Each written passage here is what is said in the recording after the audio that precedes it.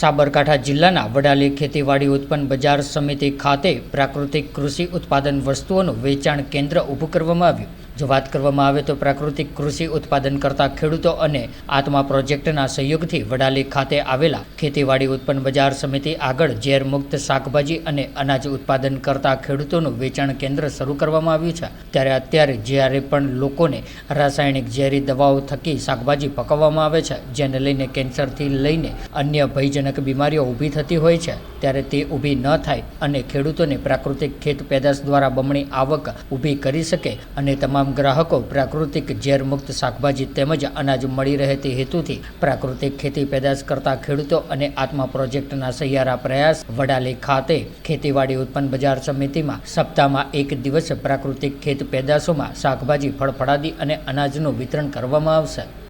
કે શું કહેશો? આજે વડાલી ખાતે આત્મા પ્રોજેક્ટ અને પ્રાકૃતિક કૃષિ બોર્ડ દ્વારા વડાલી કેન્દ્રમાં માર્કેટ યાર્ડ આગળ પ્રાકૃતિક શાકભાજી પકવતા ખેડૂતોનું કેન્દ્ર શરૂ કરવામાં આવ્યું છે અને એનો ટાઈમ સવારે 10 થી 12 સુધી રાખેલ છે।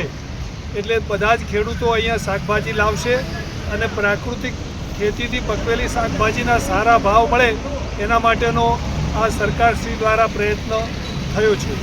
સપ્તાહમાં કેટલા દિવસ? સપ્તાહમાં દર મંગળવારે હમણાં શરૂઆતમાં રાખેલ છે, પછી આગળ જેવી રીતે યોજના બનશે એ માહિતી આપવામાં આવશે।